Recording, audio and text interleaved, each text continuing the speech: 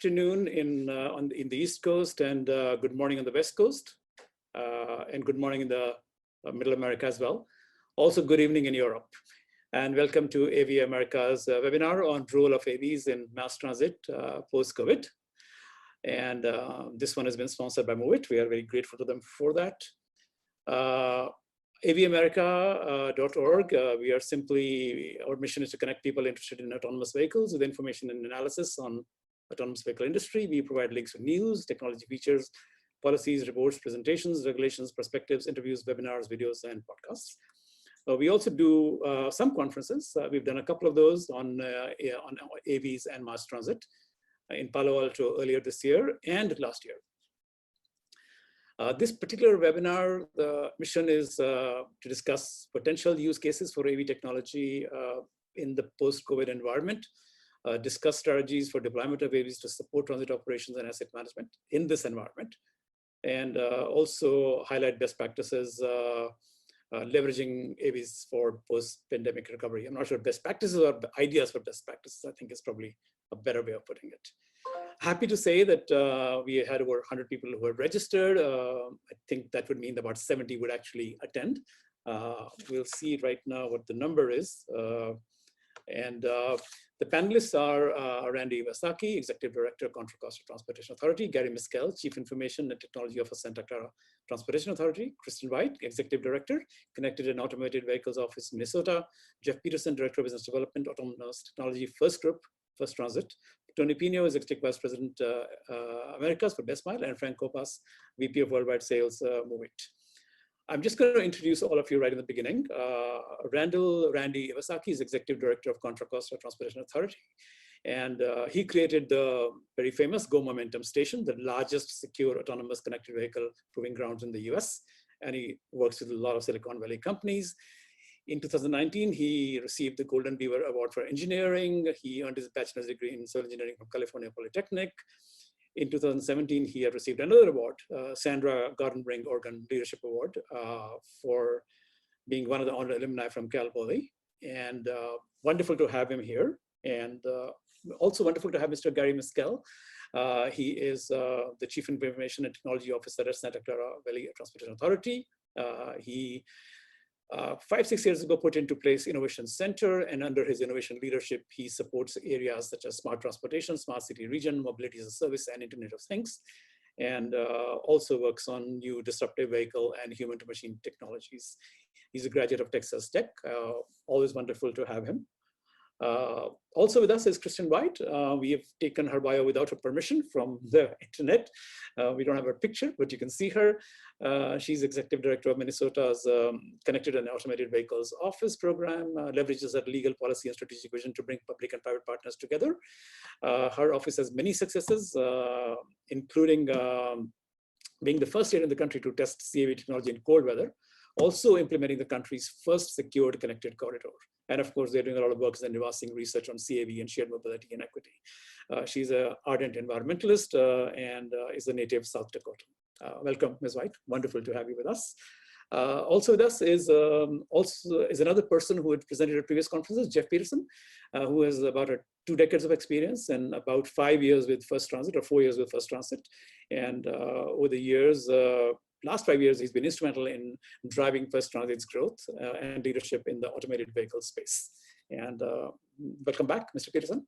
Also with us is Mr. Tony Pino, who is Executive Vice President, Bestmile, responsible for leading the go-to-market strategy for Bestmile in Americas. And earlier he's worked with VirtuStream, and he has a master's degree from University of Maryland. Welcome, Mr. Pino. And finally, we have Frank Kopas, who's VP of Worldwide Sales at Moovit, which is a mobility as a service company. And he's got about 25 years of experience dealing with enterprise software. He's earlier worked with Equinix, which was acquired by Oracle. And before that, he's worked with Trilogy. And he has an MBA from Ohio State University. And welcome, Mr. Kopas. And thank you also for sponsoring this conference. So the format of this conference is going to be this. We are going to have remarks in the beginning, 6 to 8 minutes from each one of you. Mr. Kawasaki gets 8 to 10 minutes. He's the opening sort of keynote remarks, but that just means 2 more minutes. And then there will be questions from the audience. I would urge the audience that they can send the questions through the Q&A. That would be the most efficient way of doing things, what we have discovered. So we don't have a raising hands here, but if we need to, we'll figure out a way for you guys to speak if you need to, but Q&A is probably the most efficient. With that, I'm going to request Mr. Iwasaki to kick off this webinar with his remarks. Mr. Iwasaki. Thank you, and good morning or good afternoon, depending on what part of the country you're in right now. And I hope that all of you that are on the webinar today, your families are safe and healthy. I think it's an important initiative that a shelter in place is very important. It's caused some havoc in the transportation business, but I think that ultimately our country will persevere. As was mentioned, my name is Randy Iwasaki, and I'm the Executive Director of the Contra Costa Transportation Authority. And the pandemic has created crazy times for us and has really kind of put a damper on some of our activities. Our revenues are down, transit ridership has dramatically declined, and Gary's going to talk about that. Traffic volumes in our county are down, probably in the rest of the country as well. In our case, about 80% during the low time. But what that did is, I have a saying that when I worked for Caltrans, every good disaster creates great opportunity. And so in our case, when traffic volumes went down, we were able to work during the day and night. And so we're accelerating construction on the state highway and interstate system here in our county. So we administer that as well. A few years ago, I implemented a program here at CCTA called POP, Progress on Paperless. And I did that to try to reduce the amount of paper that we buy and the size of the copy machines that we used to purchase. And these things were like the size of a Volvo station wagon. And so I came to work one day and I said, we're going to reduce paper and let's call it POP. And so we reduced our paper usage by about 70%. But one of our Terry Ann, our director of admin services, she said, well, Randy, we can reduce more paper if we can implement e-signatures. So we bought DocuSign, and our construction director, Ivan Ramirez, said, well, if we have electronic signatures, we can do online bidding, we can do e-construction, we can do paperless inspection. And then our chief financial officer said, well, if we go to the cloud, I won't have to have all these paper files. And so we'll do cloud storage. And so we upgraded our software, and then hardware, we went with laptops and Surface Pros. And so today, everybody's working from home, very, very productive, only because of this progress on paperless. So if you're in a government space and you want to do something for your employees, take a look at some of those initiatives that allow you to be paperless, store things in the cloud, and allow you to work from home. We're not contemplating coming back to work in our office for quite some time. We don't need to. And so that's good. So in our case, COVID has created some challenges, but it's also reinforced some of the initiatives that we put before our elected board of officials that approve these purchases. Our AV deployment plans have not stopped either. Gomentum Station, as was mentioned, thank you for mentioning Gomentum, is up and running with new safety protocols. Many of the testers we find would rather not get on an airplane and fly somewhere to test their vehicles. They would rather just drive here, get in their vehicle, and test their vehicles. And so we're getting some new partners out at Gomentum Station because of COVID. So there is some bright lighting in the COVID situation. Lastly, I'll talk a little bit about a couple of our awards from the United States Department of Transportation we received last year. One of them was an ATC MTD grant. It's an Advanced Transportation and Congestion Management Technology Deployment Program. And I got a call on April Fool's Day, and I thought it was a joke, but it wasn't a joke. It was US DOT calling saying, hey, you won a competitive grant, you're one of 10. And I played tricks on other people, so I was very, very careful to ask some questions to make sure they understood what that grant was, and they knew exactly what that grant was. And it was to build a mobility on-demand platform for ultimately the Bay Area, but we start in Contra Costa County. And there's some first and last mile initiatives. We're trying to integrate our fleet management system with that platform. So we're going beyond the uniform payment. We're trying to make sure that those vehicles will be coordinated with that fleet management software. We chose a direct allocation from US DOT. We don't go through the state, and we received a notice to proceed in 8.5 months. And so that's I'm a Star Trek fan. That's light work factor 7 as far as getting the notice to proceed. FHWA is administering that initiative, and they're great, really great to work with. Got another call later in last year, and that was that we won an automated driving system grant. It was a competitive grant program, and FTA, the Transit Administration, happy birthday to FTA, by the way. They're administering that, and we're going the direct allocation again. We're very close to getting an NTP, a notice to proceed. But this is I think this initiative kind of highlights the work that we're doing. There's 3 pilot projects. One is to run self-driving vehicles on Interstate 680 on a 2.5-mile stretch of that freeway, that interstate. And the idea is to test first and last mile connectivity, but also how many connected automated vehicles will occupy a lane in the future. And I think this is important because currently, if you do long-range planning, which many of you do, the highway capacity manual says a freeway lane is 2,000 vehicles per lane per hour. Ultimately, we think it's more like 3,000. But we want to make sure that in the future, we're working on the right projects that support our initiatives, in this case, the deployment of shared autonomous vehicles and connected automated vehicles. And so we're really excited about pilot project number 1. Pilot project number 2 is to run shared autonomous vehicles. We've chosen locomotors around a gated senior citizens community. There's almost 10,000 seniors in that community. They can't drive, or they can drive, but they shouldn't be driving. And so we want to run shared autonomous vehicles using an on-demand service to try to lower the reliance on the automobile and go more toward an on-demand service. We think this is a great opportunity. And lastly, we are going to test connected automated vehicles that have self-docking wheelchair technology. We have a high absentee rate at the county hospital in Martinez here in Contra Costa County. And we want to use technology to try to lower the absentee rate. And so we're excited about that. Once again, thank you to USDOT, Federal Highway Administration, and FTA for being such great partners in that. They're very, very helpful. I think in days of old, we built the interstate in a public-private partnership. A lot of our initiatives were a federal, state, local partnership.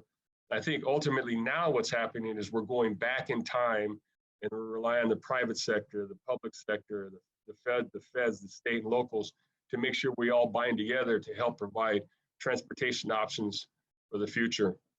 And lastly, I think that the technology that we enjoy in the 37 years that I've been in the business, I've never seen technology like this that can help us get to the underserved portions of our community, the disabled, the elderly, the senior citizens, and the people that choose to not own a car or can't afford a car. So we're really excited about the future. COVID has created some problems, the pandemic, but I think there's some great opportunity to sit back, think about the future, and try to deploy the right technologies to help our society recover from this pandemic. So thank you again for the opportunity to present today, and I look forward to the other presenters' discussion and then any questions.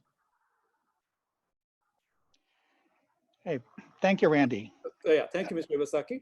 Just before Mr. Miskell starts, I just want to mention we have about 83 people who have joined us, and among those are people from FTA and DOT as well. So, Mr. Miskell, all yours. Okay, thank you. All right, VTA is also a transit and congestion management agency. We used to do about 34 million passenger trips a year. Obviously, that got hit pretty hard. We had about a 70% reduction in ridership in the March-April timeframe. We have started to see that coming back a little bit.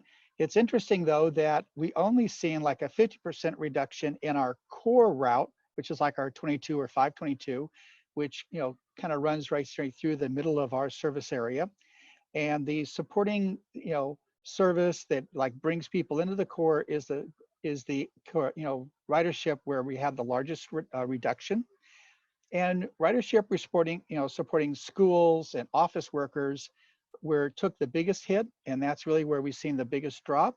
And of course, that particular area has not yet recovered. So VTA's innovation objectives, in this post-COVID has really been to work on short-term initiatives such as, mobility as a service. What can we do there? Leveraging contactless payments. When we start paying, bringing payment systems back next month. Mobility on demand and improving vehicle sanitation. So we've evaluated UVC, example robot to improve sterilization, to get in between the seats and look at new ways and new materials that we can create more of a mechanical kill surface. So things like that we're doing. Longer term innovations, we're looking at like new business models that can make maybe paratransit, first and last mile, and standard service a more seamless operation and fully integrated. So we're, how can we embrace, as an example, AV and other disruptive technologies and, put that together in a more forward-thinking, comprehensive new solution. So the idea is define the need and then, have the disruption and the new technologies fit that need. So we're looking at new transportation models that could be deployed in maybe in the 2025 timeframe that would literally change, public transit and our ability to work with the private sector. So as we all know, disruptions in the industry can create anxiety and a feeling that we're losing control. And then visionaries see disruptions as not as chaos, but as an opportunity for change. So what are we doing for the future of transportation? So right now in our post, and pre-COVID environment, we have put together a study to look at the current and new high capacity transit corridors within our area. So we have that study going on. And we also put together a study to go look at the alternatives to high capacity transit. So is light rail or BRT or thereabouts are different technologies, what would be the best next generation solution that maybe we could deploy in the next 10 years? So those are kind of a couple of the studies that we're looking at to try to look at a post-COVID environment and what would that look like and change. So I thought I'd also make a note that in 2018, CalSTART initiated the Connected Autonomous or Automated Transit User Forum, which we call CATUF, to begin addressing the needs, requirements, and questions regarding next generation transit that can lead us to automated vehicles, 5G connectivity, or video analytics technology. So VTA, along with Contra, Costa, the LA Access, Jacksonville Transit Authority, UTA, RTD, MDOT, and a number of others, that we now have about 15 members in the CATUF group. So the group also focuses on key operational needs surrounding the next generation of transit vehicle, including automated vehicle capabilities, automated accessibility, zero emissions, plus back-end systems that we believe will be required to manage a true automated transit AV fleet. So VTA is developing a business model that would fully integrate, like I said, paratransit, first and last mile, and our standard ridership system into what we think is a seamless solution that would be fully multimodal, fully integrated, and leveraging multiple disruptions. And I'll turn that over to you.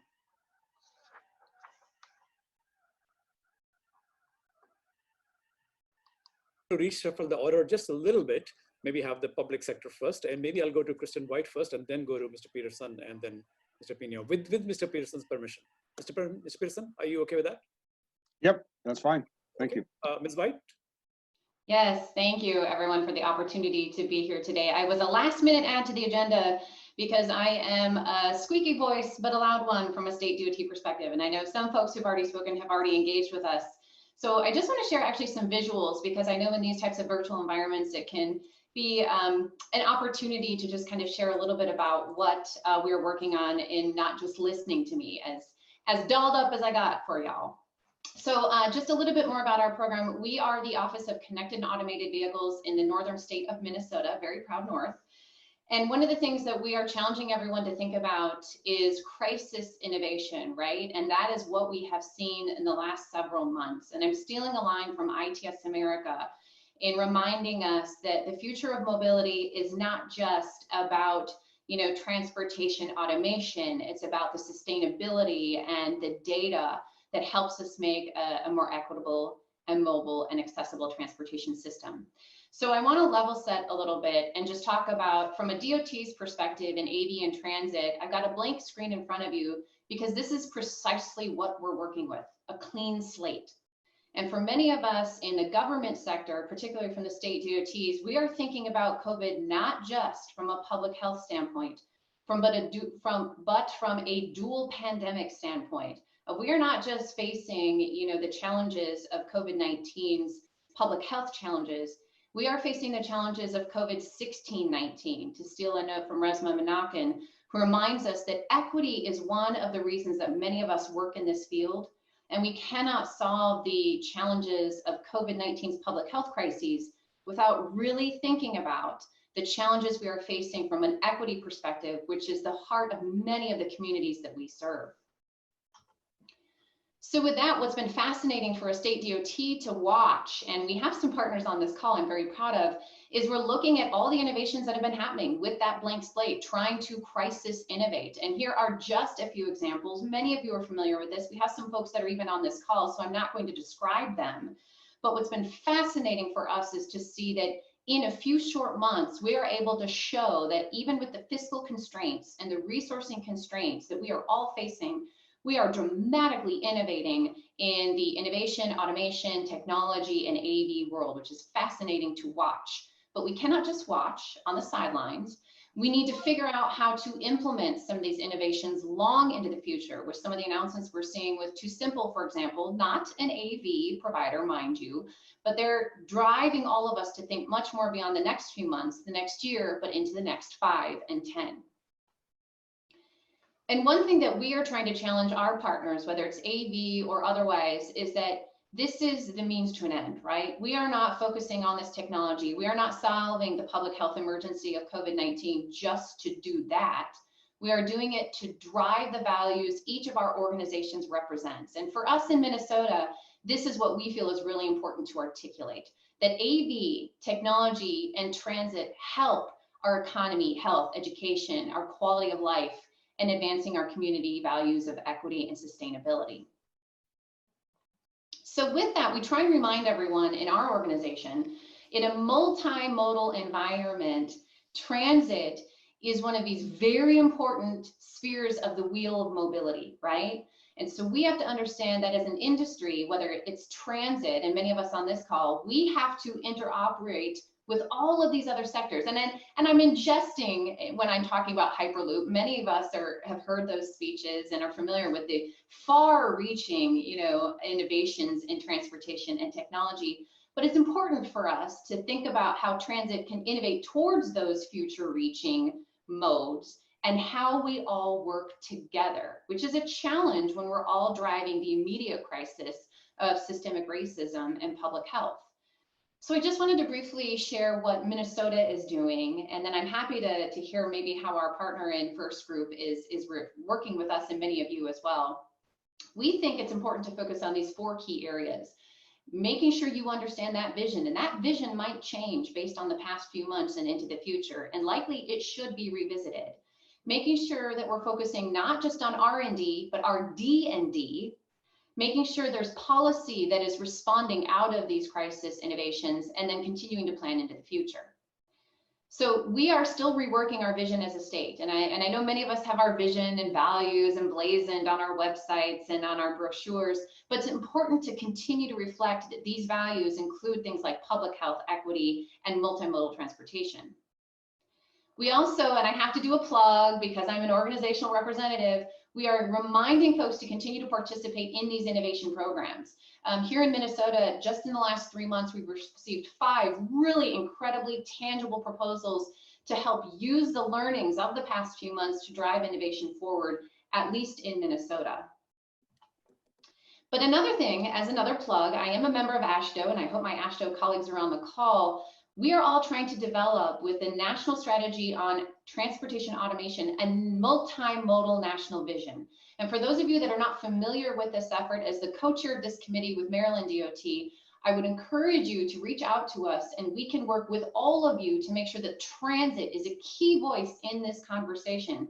Because as you remember that wheel of influence, the lessons we're learning right now from COVID-19 and racial injustice, We have to make sure that the transit voice is a key partner at this table so that DOTs, industry, communities, and advocacy groups hear from you on how we all need to collaborate. I will always continue to say that this collaboration has to be public and private. We talk about these partnerships all the time, but I broaden that to say that these partnerships are now increasingly public, and private nonprofit, meaning we're learning now with all of the incredible community activism and grassroots engagement with our AV communities, our transit communities, we're learning we have to broaden this public-private partnership approach. In Minnesota, for example, we just kicked off an innovation alliance in the last 3 months based on community responses to focus on these 5 key areas. And I would encourage all of you that we can use our learnings from post-COVID to be more strategic and technical.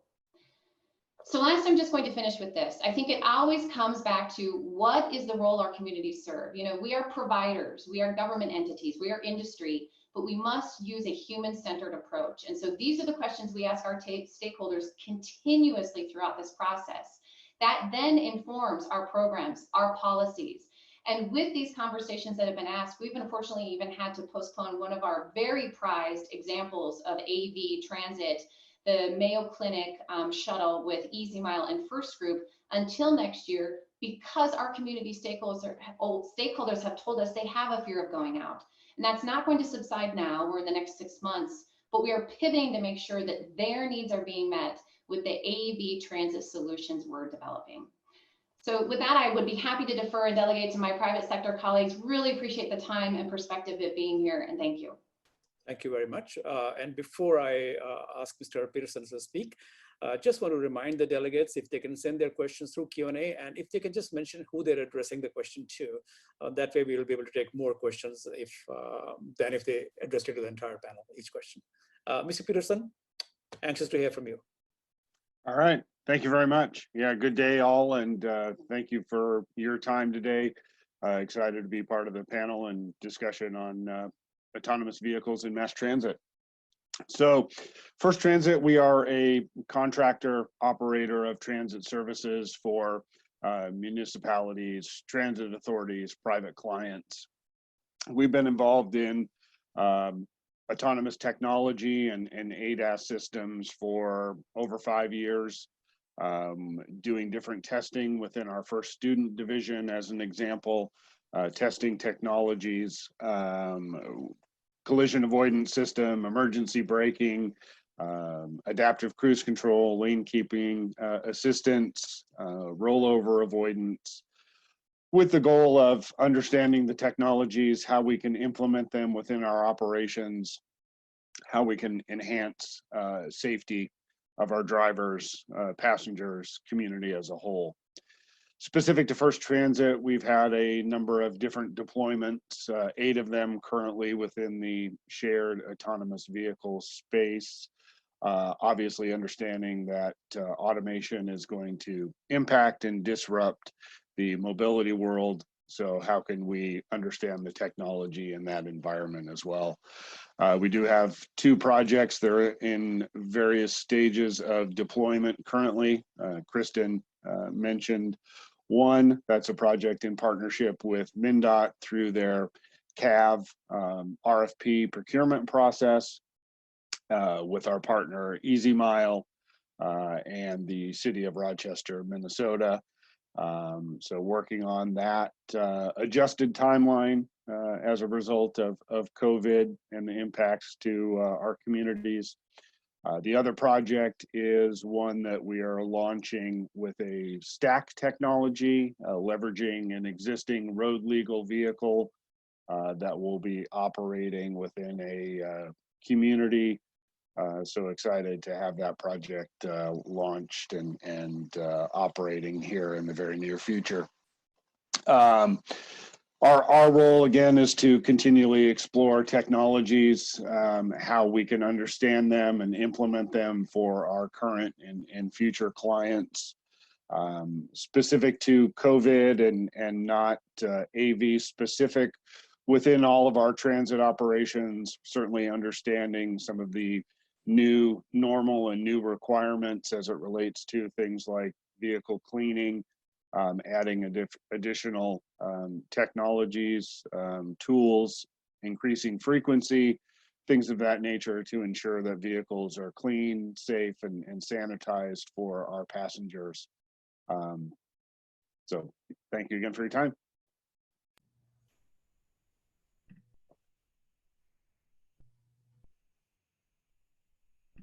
Mr. Pino? Yep, great. Hello, everyone. Thank you for having me today. I'm Tony Pino with Bestmile, and I'm just going to give you a brief overview of Bestmile, a little background, and then talk about a recent autonomous vehicle deployment that occurred in the midst of the COVID crisis. So Bestmile was launched in 2014 with headquarters in Lausanne, Switzerland, and our US headquarters is in San Francisco. Our core mission is to offer a platform that can support all brands and form factors of autonomous vehicles. We are extremely successful in doing so, and we created a protocol that enables bi-directional communication with autonomous vehicles. And we've developed an API-driven platform, a universal operator dashboard, a multi-service traveler app, and attendant app. We've also partnered with all the major AV players. And a few years ago, we expanded our portfolio to include human-driven vehicles using the same algorithms and back-end processes. Bestmile is a SaaS platform. We serve as a vehicle agnostic central control tower for orchestrating the movement and optimizing fleet utilization of all autonomous vehicles and human-driven fleets.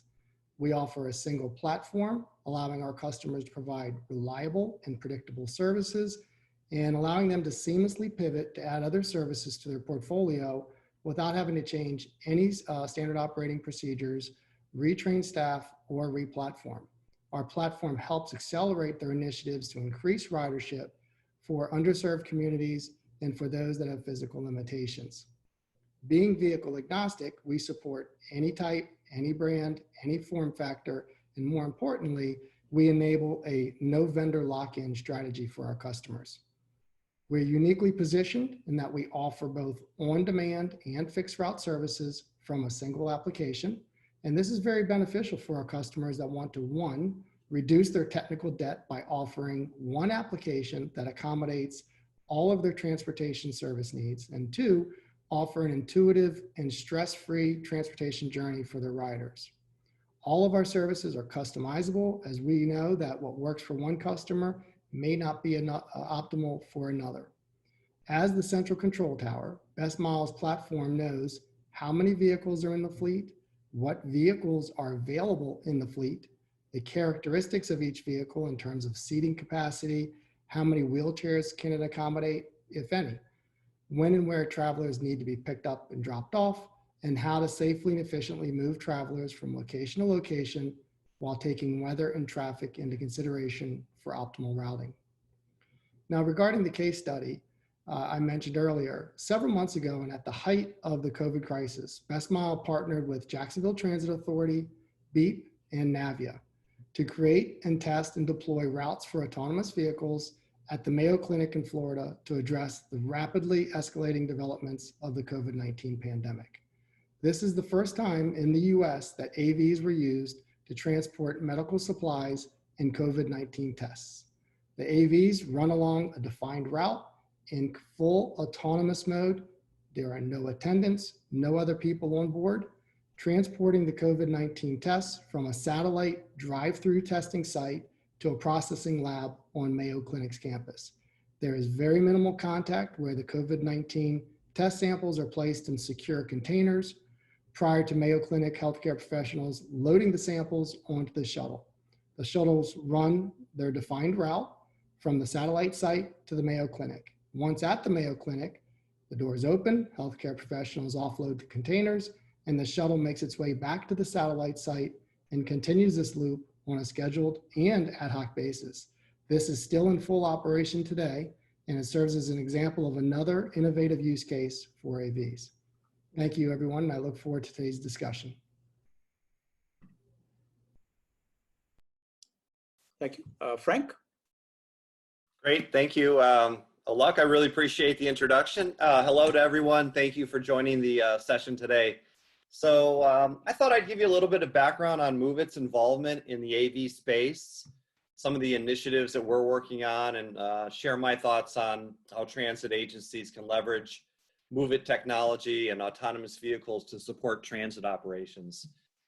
From my point of view, this is a very timely session today. We were recently acquired by Intel in May to join forces with Mobileye and really work together to advance our mobility as a service strategy and also accelerate our joint focus around driving global adoption of autonomous vehicles.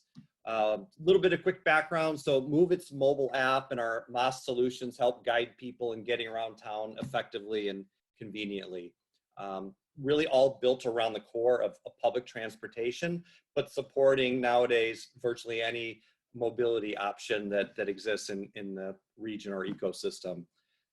We were formed in 2012. We're now approaching 1 billion users globally of our urban mobility app. So we collect a lot of data. Specifically, we collect over 6 billion data points per day about traffic flow and user demand across more than 3,000 cities in over 100 countries and across 7,000 transit operators in the world. So, you know, we believe that the future of mobility relies on massive amounts of compute power and sensor technology as our industry is reinventing itself. If I talk about Mobileye for just a second, for those of you who don't know, they've been engaged in designing silicon and cutting edge algorithms involving AI to interpret data from cameras, radar, LiDAR, and really apply that to driver assistance systems for both human-driven cars and now increasingly autonomous vehicles, all really aimed around increasing safety. So together, we've developed a multimodal mobility as a service strategy that we believe is going to create value for every layer of what we call the mobility as a service solution stack. So this is from the base being think of it as the self-driving system provided by Mobileye as kind of the base level.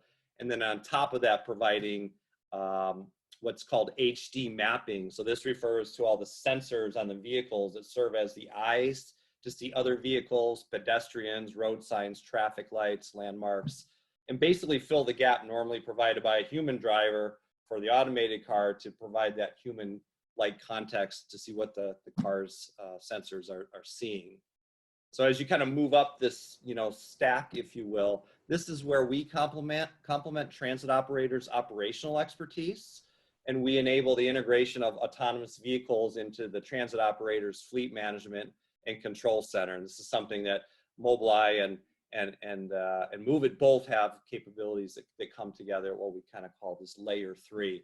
And then on top of that is really where the Moovit technology shines. So in the user experience, where Moovit's able to bring capabilities around mobility intelligence software. So we help ensure efficient use of the overall fleet based on data-driven real-time demand and supply insights. And so the applicability of this would be for driverless technology to be introduced through various service models like origin to destination, first, last mile, and dynamically routed shuttles. And at the top level are the users, the riders, who are able to consume all available transportation options through a very rich user interface. So I talked about the stack a bit, just to give you some color around some of the other initiatives we're working on today. Seamless multimodal travel. So, our multimodal trip planning capabilities, really enabling the ability for riders to plan their trip, to pay for it and ride it and take the ride across multiple modes. We recently made a major announcement with Cubic around integrated journey planning and fare payment that will be great for many of the participants on this call. And then we're aggregating these mobility services, including public transit, TNCs, AVs, into the Moovit platform or branded versions of this for cities, agencies, and MPOs. A few other things of note I'll pass along real quick. We're working on analytics to support transit recovery planning and providing also predictive techniques and routing based on customer demand and traffic patterns with on-demand, particularly helpful in this day of COVID to help get people to where they need to be for work. And in the real near term, we're also working on connecting Mobileye alerts to public transit data such as routes, stops, and vehicle location, and use this location data that comes from cameras to provide more information to riders and also to the operators and agencies, so that within their operational center, they have better access to real-time information. So using pictures and video for advanced traffic analysis, passenger counting, safety, and also I think another good use case today is understanding how crowded the vehicles are. So in summary, we see AVs having a huge applicability to public transit. Strongly believe, like I've heard several folks on the call mention that, in order for this to make financial and environmental sense, AVs need to be utilized mostly in a shared capacity. For example, Randy mentioned, first, last mile, and some of the work that's going on in Contra, Costa County, using it as first, last mile as part of the broader transportation ecosystem, working in transit in concert with public transit.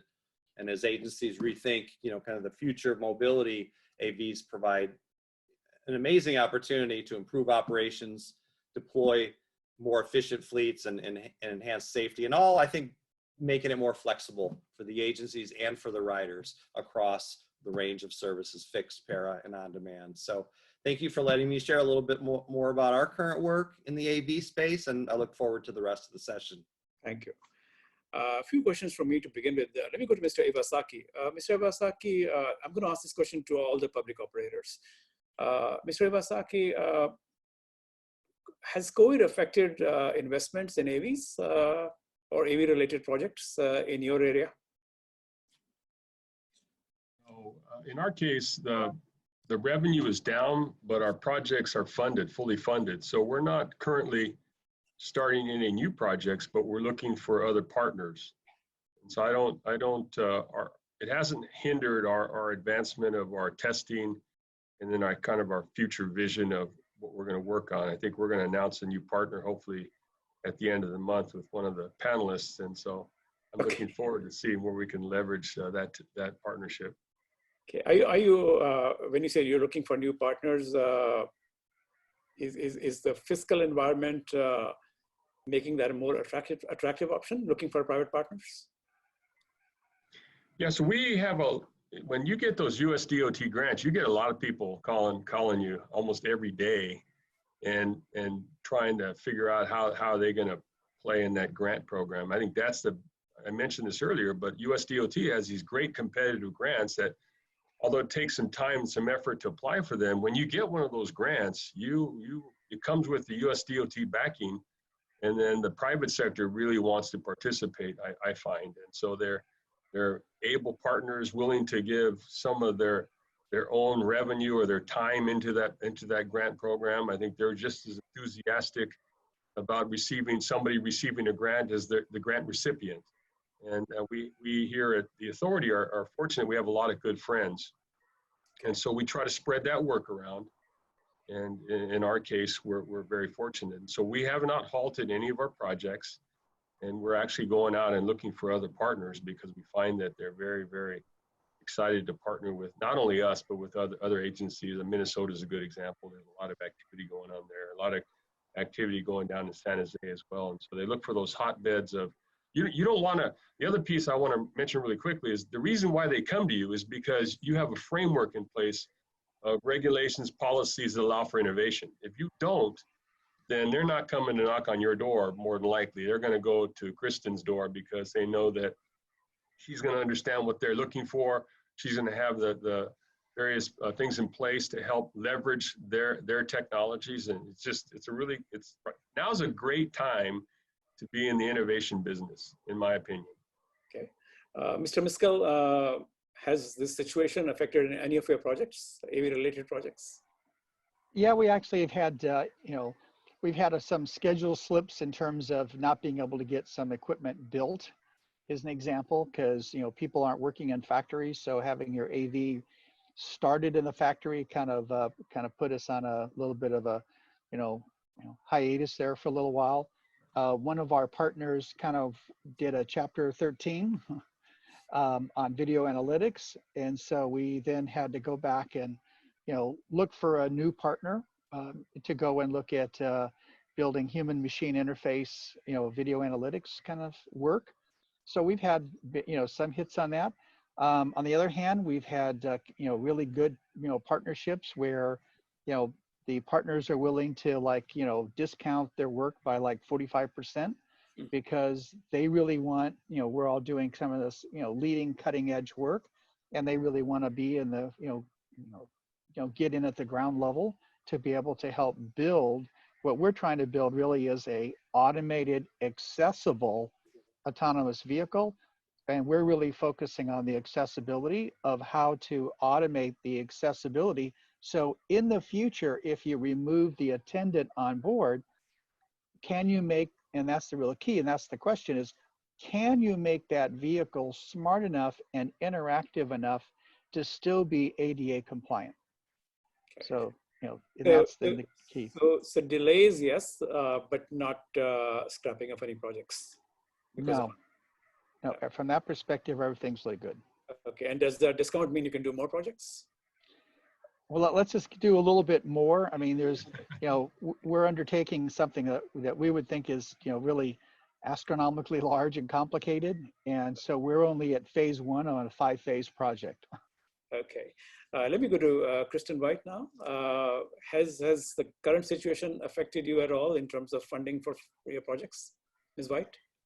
Yes, and frankly, I think we'd all be remiss if we didn't acknowledge our programs have been dramatically impacted by the fiscal constraints that COVID has shared. Our fiscal trunk highway fund, our state fund, not the federal fund, but there's some parallels, has been impacted anywhere 10 to 30% with decreased volumes, registrations, licensing, et cetera. And so unfortunately, when we don't have a cohesive vision, we do not have people that understand that we must continue through this to innovate and focus on this type of research and deployment. And fortunately, in Minnesota, we have leadership from our governor to our commissioner. And mind you, we're an agricultural state, so I'm going to use an agricultural allegory. We are told you can't eat all your kernels and expect a corn crop next year, right? You have to continue to invest in these types of programs. And thank you to those of you who like that, little colloquialism. So specifically for our program, what we're doing is taking a human-centered approach.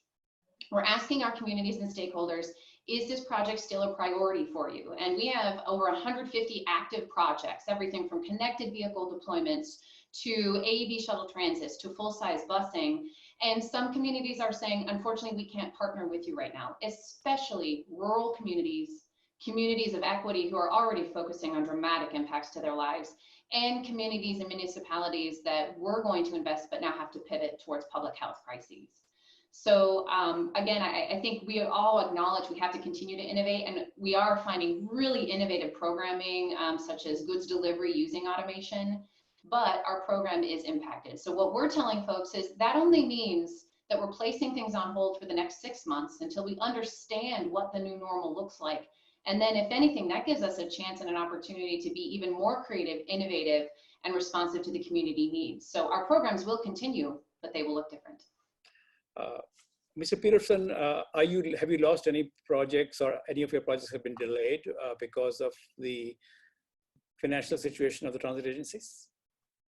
Yeah, I think like the others, I think the biggest thing that we've seen is just some timeline slipping. That's really been the biggest thing. At the same time, I think there has been an effort and an opportunity to explore innovation within the autonomous vehicle space, as Tony and Kristin both touched on. BEEP and the Mayo Clinic in Jacksonville, Florida is certainly one of those opportunities. There are some other similar goods movement, food bank related deliveries via autonomous vehicles. So some opportunities have arisen as a result of COVID. So when you look at the medium-term horizon, not short-term, do you see more opportunity as a result of this, or less opportunity as a result of this? Myself, I think that I think there are more opportunities, and I think that's in a couple of different ways. Again, more innovative uses for automated vehicle, non-passenger movement, but I think some of the movement, pun intended, within the goods delivery space, things that Neuro and others are doing, in my opinion, I think help shed light on some of the different applications and potential utilization of vehicles that could exist when we return to normal. So for example, passenger movement and mobility solutions during the day, but repurposing that same vehicle for goods and material delivery, for example. Okay. Same question for Mr. Pino. Are you seeing lost projects? Are you seeing delayed projects? And Tony? Yeah, we're seeing some projects getting delayed, but as Jeff mentioned, we're actually seeing a little more opportunity as a result of the situation. So we've been busier than ever, to be quite honest. What we're seeing with our customer base is they have to pivot and provide additional services and different types of services, and they need a platform that can handle what they have existing with their vehicle assets, and then be able to transition into an AV or more innovative type and creative type of solution. Could you give us examples of those opportunities beyond what you mentioned earlier? Yeah, so absolutely. So what we have is large corporate campuses which have the need to reduce the number of applications for their transportation needs. And they have these large buses that are running, which are now getting converted to electric and AV type of solutions. So again, having not having to re-platform, change processes, do anything, these things, and be able to immediately adapt a new type of form factor into their transportation offering is critical. It gets them time to market faster and makes their customers happy. Okay, and do you see other opportunities, medium and long term? I mean, which new opportunities are there which you weren't seeing a year before? Well, well, the opportunities I haven't seen, so I don't know. So, but we're just seeing the uptick in the being more dynamic and being able to address customer needs, because really nobody knows what the new normal is going to be. But the ability to pivot and provide a service quickly once that normal happens is where they want to be, and that's why our platform has been so successful. Okay. Let me go to Frank now. Frank, mobility as a service, is there going to be a greater role for that in the new environment where people are looking for seamless and contactless and all of that? Yeah, definitely. I mean, 100%. And related to the last question, because we're working on, different things. Some are more operational type systems and MOS systems, and there's analytics. So, there's definitely been an impact in some of the MOS projects. And an example of one that was delayed that relates to AVs is the North American International Auto Show chose to use the Moovit platform to integrate 7 AV providers to get people in and around Detroit. And that's going to be now next June in 2021. But they're utilizing Moovit integrated with Local Motors, Randy, Navia, Yandex, several other vendors. So some of those type projects in MOS are getting delayed, but on the other hand, what's gotten an uptick is the analytics area, because we're working with agencies, DOTs, federal government on helping understand, where people are moving, how that's changed, working with agencies as they're having to shut down or reopen service. Sorry, where to move people. Yeah, go right ahead. My question was, the seamless and the contactless aspect of MOS. Yeah. Just those two aspects. Are you seeing more interest there, more buy-in there? Oh, for sure. I mean, the agencies these days trying to move to a more safer environment, contactless payment options is very, very big right now, and trying to more rapidly implement advanced fare payment technologies in combination with mobility as a service, and certainly seamless, starting to tie that journey together, make the riders aware of other alternative means of transportation that they may not have used in the past, given what's happening today. Okay.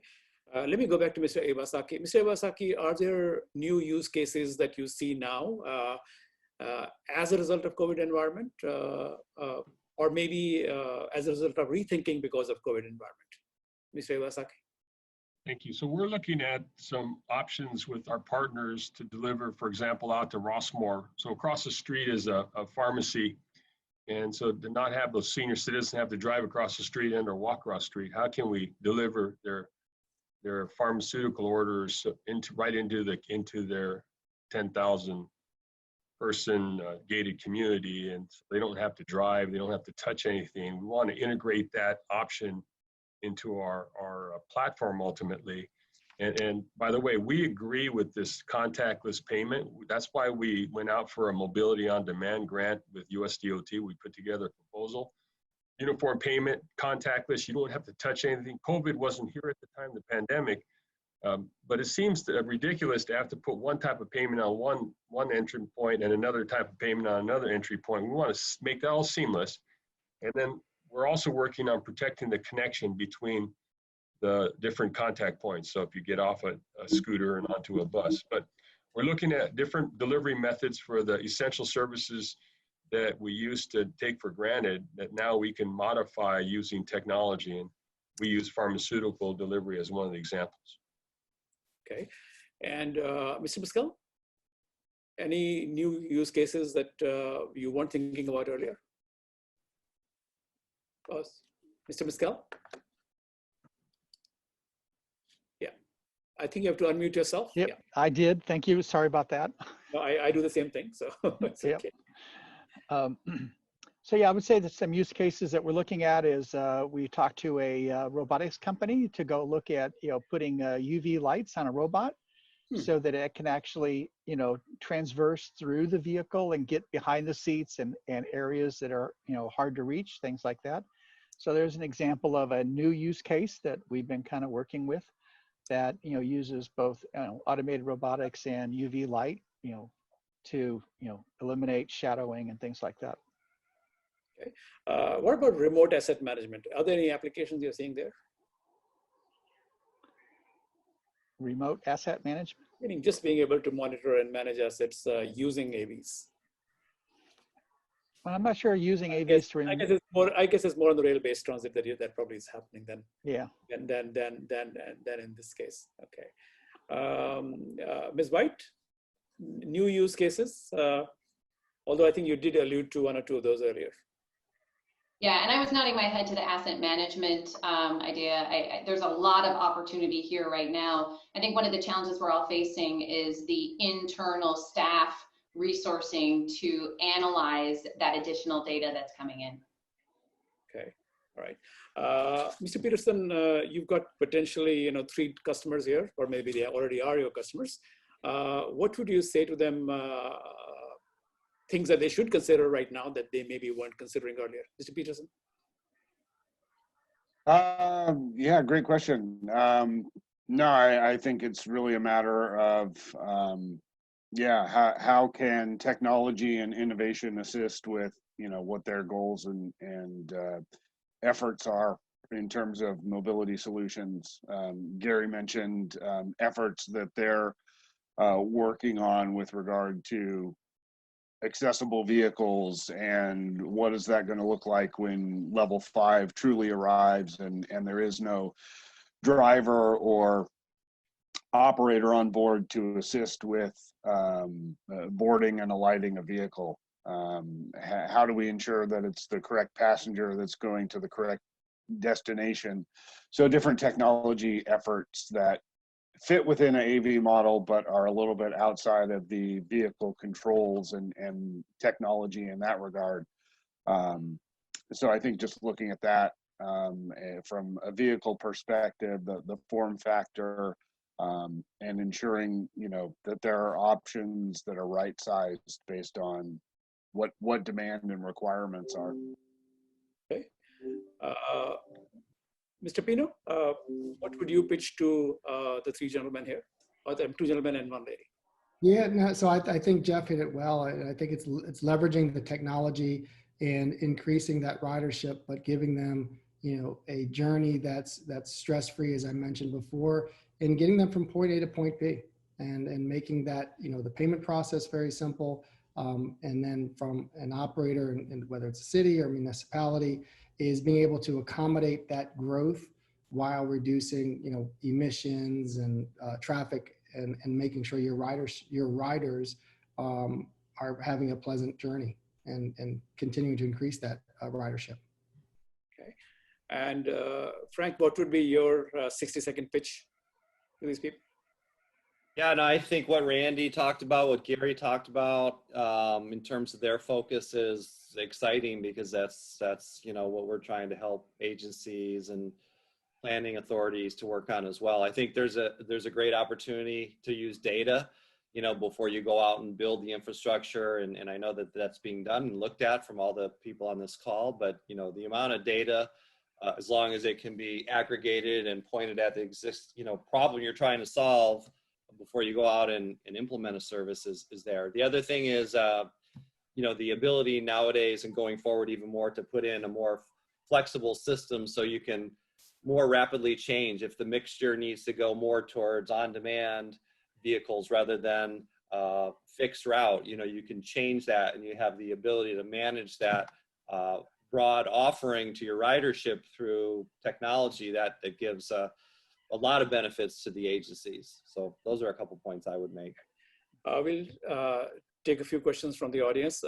This is a question for Mr. Iwasaki from Kevin Frayne.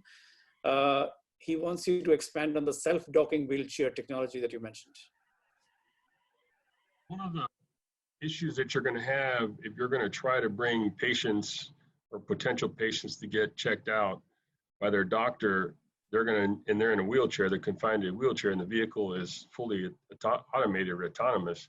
You're going to have to dock those wheelchairs. And so we're looking at a company, Q-Strain is one company that we have talked to in the past, but we're trying to figure out, as we try to lower the absentee rate at the county hospital, what type of technology do we need in order to make sure that those folks meet the American with Disabilities Act. And one of our partners, Local Motors, is working on making sure that their vehicle is fully ADA compliant here in Gen 2. So we're excited about that partnership. And then we're also looking at minivans. We're working with a university that is trying to work with another private sector entity. It's trying to make a better ergonomically designed cab in a vehicle to help make sure that the elderly and the disabled feel comfortable. And so that's all part and parcel to centered around that self-docking wheelchair technology, but that's going to be needed in the future. Okay. Next question I'm going to pose for the three public operators. It comes from Arturo Aguilar, who was there at the conference. He represents, I think, a union. And his question is, what are your solutions for the operators you are displacing? Mr. Iwasaki, you have the first crack at it. So what we say is that our efforts in the SAV world is complementary to transit operations. We're already short bus drivers in America, and I think Gary can expand more on that than myself. So we're not looking at taking anybody's job. We're trying to provide a complementary option to feed that first and last mile issue that we have into the main transit hubs. But the other piece that we're working on is pretty innovative. Is we recently worked with the California Department of Education to get a grant for the auto shop program at the city of Pittsburgh, which is what we call a community of care. It's got a high ethnic population. And a lot of the kids, the students that take auto shop, we're trying to revamp that. And so Local Motors has agreed, and thanks again to our partner, they agreed to donate 2 used Ollies over to the auto shop program. The kids and the auto shop teacher will get educated on high voltage, they get high voltage training certification, and they'll get to work on electric motors. And so we're trying to feed the next generation of kids, of students, to become the next generation of mechanics. So we're working at a young age. We're trying to be complementary to provide more options for people that want to use transit, they just can't get there. And so we're excited about that, but we're not trying to take anybody's job. Yeah, Mr. Miskell, same question for you. Yes, and I think jobs will change, but I think what we're looking at is that we literally could put more vehicles on the street with the same number of staff to be able to support that, environment. And so in reality, we believe that, that every person that has a job today at VTA, as an example, would have a job, in our, in a more automated environment, but they may indeed be doing different things. You know, validating and testing that autonomous vehicle is working right after you've worked on it, or somebody, you know, bumped into it, you know, those kind of things. That's going to take staff and staff time that today we don't have, nor do we have the technology or the training put in place to be able to accomplish and validate those kind of things.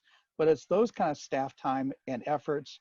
And also there may be a lot more, you know, staff being, you know, actually at transit centers or things like that. So there is a big change, we think, that'll happen in the staff, but we believe that it will all, that we're going to need everybody that we have today. Okay. Ms. White, do you have any point of view on that? Certainly do. And it comes down to two ideas: education and outreach. So the 3 points I'd want to say there are, first and foremost, we understand the data. SAFE, Securing America's Future Energy, 2 years ago released a study after they comprehensively reviewed the workforce displacement impacts and said that anywhere from 6 to 13% of operators and members of this industry will in fact be displaced from their traditional roles. But that means that we have two obligations. We are required to train them for the future technologies, just like we are our workforces of today, right? Those of us that use this every single day didn't use that 15 years ago. We had to learn how to do that. But two, we in this group are an insular group in that we understand more the impacts than the operators do, which means we have to do outreach. We need to engage them. We need to understand and listen to them so that they will in turn build a relationship with us and listen to us. And one way that we do that within Minnesota, as I showed on my slide, is we engage in those conversations. We have a labor and workforce development committee that focuses solely on working with labor. Two, if you haven't already, I encourage you to become a member or listen in on the Partners for Automated Vehicle Education. They're doing an excellent job in this time of transition to remotely engage key stakeholders so that we understand what language we should be using. You know, the Associated Press just 2 weeks ago said we should not be using automated vehicles. We should use the words self-driving and driverless vehicles. Even though that isn't necessarily what we understand from a technician perspective, that's what our technicians in the industry hear. Right, okay. Well, I should say that once upon a time, it was driverless and self-driving, and then we went to autonomous vehicles, right? And now people don't like the idea of that, and so, okay. Next question I'm gonna ask Mr. Miskell first. This is from Stephanie Cam. How are transit agencies addressing payment equity? What happens if a transit passenger does not have a bank account or credit card? Mr. Miskell.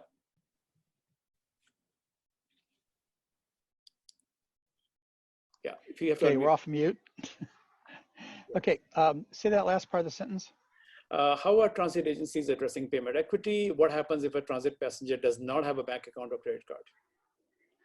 Well, at this point in time, you know, we're trying to get people to move away from cash. But even at this point in time, when we go back and we start collecting fares at the, you know, on August 1st, we will continue to you know, accept cash. But once again, we're looking at new ways or ways that we can,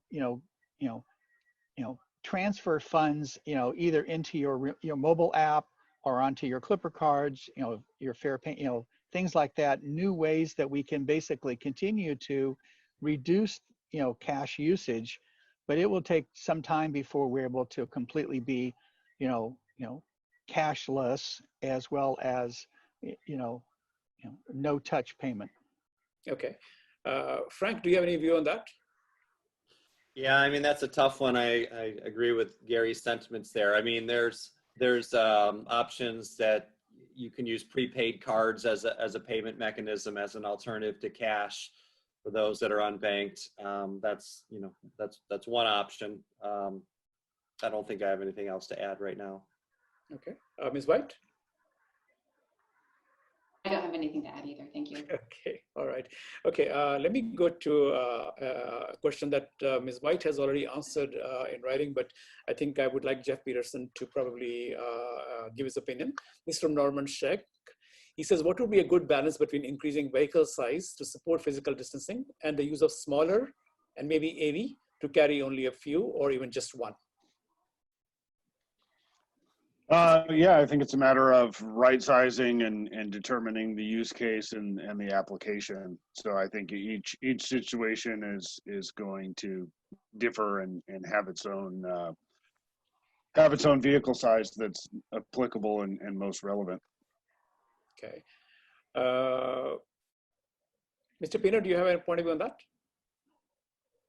No, I think the proper right sizing is critical, especially as we transition to the new.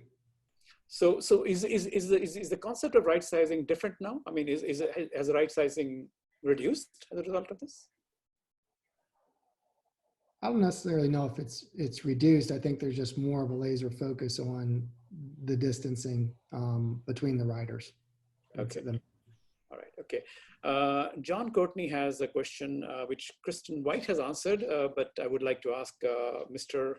Miskell this question as well. This is I'm assuming John is probably an associate of Arthur. He says in the past, operators have been eyes and ears of the community and in fact have stopped kidnappings and saved lives. Who will be there to protect my children on the AVs if there is a bad actor, and how can a robot replicate the human recognition of real life events? Well, yeah, let me redefine, I believe that there's a difference between an automated shuttle running 4, 5, or 6 or 7 passengers in an automated, non-attended vehicle. I think having a 40 or a 60-foot bus, in that I'm not convinced that you'll ever get an attendant or a company person off of that vehicle. So I think that we need to redefine those two. Is that I think if you got 40, 50, 60 people on a bus, I think it warrants that support that the driver provides that number of people. Same thing the airline industry has is that there's an airline pilot, and then there are attendants, and I believe that a 40-foot or 60-foot bus will all, I'm not sure you'll ever be able to remove the driver or that attendant person off of that vehicle. Okay. Mr. Iwasaki, are all your projects DOT funded, or do you have any state funded projects? A mixture of state, federal, and locally funded projects. So when you get a US DOT grant, many times it's required, there's a match required. And so it's in statute, I think it's a 50% match. And so we go out and look for partners that are going to bring some match dollars or match time to the project. So it's a medley of different types of funding. I think in our case, we carved together to build infrastructure projects, sales tax, federal gas tax, state gas tax, developer fees. And so we're used to commingling different types of money. We do the same thing in our innovation program. Are you having to prioritize any of your projects because of this, or you just have the US DOT money and you don't have to do that? No, it's so when your partners are, let's say, an operator and their revenue's down 80%, they're not as apt to be as your partner anymore. And so we're really having to find the right partners. I think in our case, as Kristin said, our revenue is down quite a bit. Our sales tax revenue is down 20%. And so that at the end of 35 years or 25 years, however long the measures, your expenditures have to equal your revenue at the end of that. And so we're stalling or putting on hold a lot of our projects. We're slowing things down. In my case, we're a staff of 20. And I do that specifically so that we contract out 95% of our work. So today, our staff is intact. There's no furloughs, none of the discussions that you see if I was still at Caltrans. And what we're doing is we're slowing down the private sector work on our main line. So northbound HOV lane, for example, express lane, that's being slowed down. And so we're continuing to focus in on those projects that leverage other monies. And so our innovation program is high up there because you have other people's money commingled with your money. And so those are our priority projects. But we are slowing down our program in general. Is Momentum seeing more activity or less activity right now? So I mentioned that earlier. There's more activity now because the testers don't want to fly to, let's say, Arizona. They don't want to get on a plane, so they can just drive from Silicon Valley to Momentum Station. Now there's different protocols, one person per car, things like that they don't necessarily like. but for the current operations, that's what we're asking of them, and they're agreeing so that they don't have to travel as far and travel in the air to get to their testing location. Okay, I should mention Joe Gregory from Arizona is in the audience. He's the manager of service planning there. Ms. White, if I can ask you the same question, are you having to reshuffle your priorities, and what's going up, what's going down? Certainly, and I touched on this a little bit. You did, in yeah. that our priorities are still very much, the same. We are doing two things. One is we are re-evaluating whether our goals and strategies are still applicable in this new normal. And I cautioned some colleagues earlier this week, we shouldn't be completely redeveloping our strategic plans and programs because we don't know what the future will hold, right? Today's conversation has alluded to that. But the second thing we're doing is pausing some of our projects to continuously reevaluate, and that pausing until perhaps next year, we're looking at when some of the stay-at-home orders are lifted and the fear of going out, more importantly, has waned. That's actually allowing us some really fascinating conversation with folks on this call about even more innovative solutions. And I wish I could say more, but I always stay tuned for Minnesota.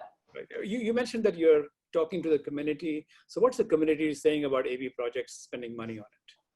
Yeah, so we have an interdisciplinary team, someone that has a steeped background in communications and engagement.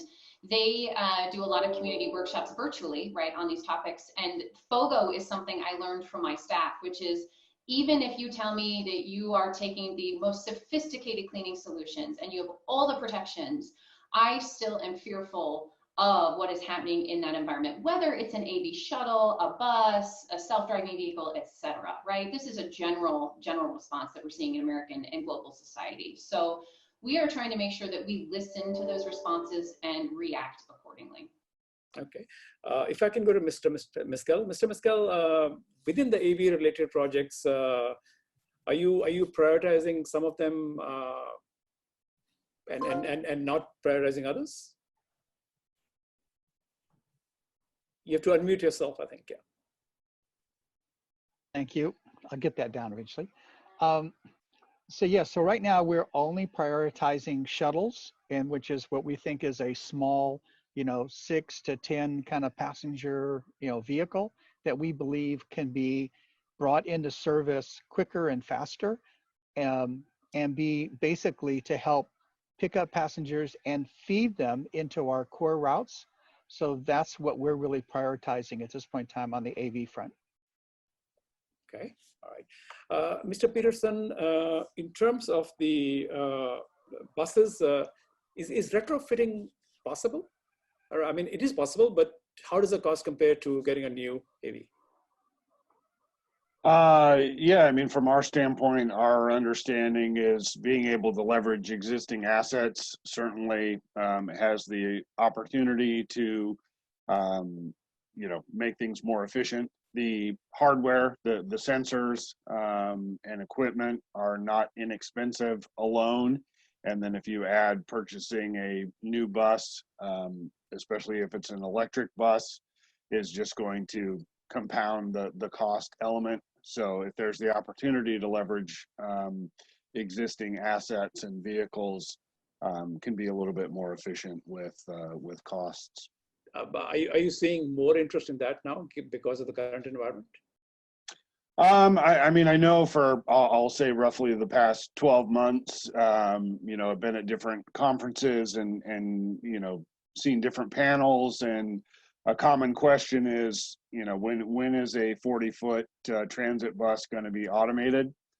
So I think the interest is there. At the same time, if somebody were to come out and say, yeah, we could have one tomorrow, I'm not sure which agency or municipality would jump to be the first to deploy that. So I think there's, kind of a balance still to be had there on the actual deployment. Mr. Pino, when you look at size issues or, and we have COVID with us today, but we may not have it with us, hopefully a year from now, 2 years from now. So how do you balance your very short-term concerns and look at the medium-term potential and make sure you don't overreact and make mistakes? Yeah, so I think our platform gives our customers the ability to adapt quickly. Again, we have a single application that meets multiple types of services, whether it's on demand, fixed route, so time-based, headway-based, what have you. So really in terms of, a short-term concern, I mean, it's more that some of the projects are just getting delayed from an award perspective. It's not the technologies, it's not that the technology isn't meeting the need. It's more that, there's delays in funding and some of the things that Randy and Kristin have mentioned earlier. Okay. There's a question from Arturo Aguilar again for Kristin. In Minnesota, has the ATU accepted the AV way? Have you reached out to the unions, and what's been their response? I shall say not yet. These are long conversations, right? And that's where I think education, information, outreach, and empowerment. For those of you that are in communications and engagement, there's the International Association of Public Participation. And this is not just an acronym, but it's really important that we use these values that IAP2 embolds and supports to ensure that we understand information out from us to stakeholders is not enough. It's not appropriate. Even engaging with them is not appropriate. It's important to inform them and then empower them to help us build projects, programs, policies, and technology that meets their needs. Can we do that all the time? Absolutely not. But we're in the very early stages of our innovation field. So if we're not empowering these communities and helping to understand how they can work with us, that's critically important. So what we're doing, for example, in a lot of our projects and pilots, we're not in full-scale deployment yet in Minnesota. We're making sure we have key stakeholders in either stakeholder advisory panels or community advisory panels or technical advisory panels on that project team to help inform that use case. Okay. Mr. Kopas, when you look at the new environment now, do you see greater potential? Are you more optimistic about the business than you were 6 months before? About our business? Yes, about the AV sector overall. Yeah, very much. I mean, the whole, fact that Intel, made the decision to, acquire our company, given the focus on AV and the tremendous, efficiencies and opportunities available, for sure. I mean, there's no doubt. You see a brighter future now than you did 6 months ago. Absolutely, yeah. No, I see a very bright future. So while there's plenty of challenges right now, I think we've talked a lot today about innovation and rethinking things, and there's positives coming out of this where innovation is flourishing, and we're having to be forced to think about new ways to do business, and we're gonna come out of it, better in the end. Okay, Mr. Pino, how do you look at the outlook now versus 6 months ago? What are your bosses or your shareholders? Are you telling them you'll deliver more, or will you deliver less 2 years from now? Definitely more. We're definitely bullish on the progression forward. So, I mean, once we get through this little hiccup here with COVID, if we want to call it little, again, we're seeing a lot of activity and a lot of new innovation coming out on how to use technologies, different types of vehicles, and we have the platform that they can all ride on. Do you think this crisis is an opportunity? Oh, absolutely. Absolutely. Okay. All right. Mr. Peterson, are you happy to be in this area? Happier or Yeah, no, I think that there have been instances throughout history where technology has definitely helped and aided with different efforts and challenges. And I think the future is bright for AV, and yeah, excited about what is in store. Okay. Ms. White, are there concerns about AVs that you have now that you didn't have earlier? Well, I think there's many concerns, too many that we could address in the next few minutes that we have. I think the one thing is we have to, and I said this in a written comment, continue to view our work with the lens of equity, access, and mobility. The software that's being designed, there are studies that show it's not really thinking about all the diverse users that we will need to include. And so my goal in being part of these types of conversations is to ensure that no community is left behind and that we continue to foster support for innovation, technology, and automation. Okay, but when you look at the AV scenario today versus 6 months ago, do you see more red or more green? I see purple. I think that this, I'm going to use a typical lawyer answer and say it is changing. Yeah. And we will not know more until the future. And I think a key partner here is the manufacturing sector who's developing these technologies with tech. We need more direct partnership and information from them. Yeah, I think we didn't mention that in the bio, but Ms. White has a JD, so I should mention that. Okay, Mr. Miskell, again, you know, we've had chats over the last couple of years, and so how does the role of AVs look to you in mass transit? Well, I think they have a great use, but I think it's going to take years yet, not months. I think everybody in the hype thought AVs were going to be up and running all over the place by this time. And I think, you know, the realization, the real world shows is that to get that last 10% is going to be 90% of the work. And I think there's still a lot of work to be done on AVs to really make them, to be able to operate in a, high-end level 4 or level 5 environment. And I think number 2 is that I think we've proven that, if there's nobody inside that vehicle is going to have to be a lot smarter than your current vehicle today, especially if we want to make that an inclusive vehicle and be a vehicle for everybody. So there's a lot of work, in my opinion, that's going to have to be done over the next 4 or 5 years to be able to accomplish a real autonomous transit vehicle. Has the COVID situation made the role of AVs in your mind less important, more important, or just about the same? Well, I think it opened up a new market for the AVs, and that was, I think everybody was thinking carrying passengers for AVs. And I think now you've gotten a lot more of the companies talking about, oh, well, gee, now we can carry medical equipment. We can carry food to, the elderly. There's a lot more new things that could be done with an autonomous vehicle in the future, not just picking up passengers and delivering them. Okay. Mr. Iwasaki, you have the closing remarks. So I think that there's a lot of opportunity. I think that the crisis that we're in now has provided some momentum into the future. I think in California, we are driven, and government officials in general are driven by goals that their bosses set. In our case in California, VMT reduction, greenhouse gas reduction, safety criteria. We're focused in on the low speed feeder system. And so we're not trying to make a 40-foot bus automated and drive around San Jose by itself, because that's going to be just a tremendous accomplishment. However, I think on the low speed application, the first and last mile, I think there's great opportunity there, not only to deliver passengers, but as Gary mentioned, commercial goods. And so we're excited about the future. And I think we're on the right path based on what's happening now. And I think that in the future, we'll be in great shape as long as we continue to test. That's why we created Momentum Stations, to make sure we can test the technology to its full extent. And then when it's ready, bring it out to public streets. Okay. Well, with that, we are going to close the session.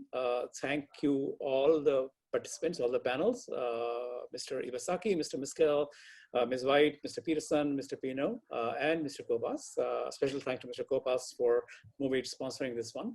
I think it's been an insightful, interesting, and thought-provoking discussion. I know I use those words in Palo Alto as well, but I'm going to use the same words. I'm hoping that we will be able to do the conference in January in Palo Alto. We hope so. Otherwise, we will do it virtually. And it's wonderful to see old friends again. And I'm happy to see many people in the audience as well that were there in Palo Alto in person. And please, all of you, stay healthy and stay safe. And let's keep this going. Thank you very, very much. Thanks.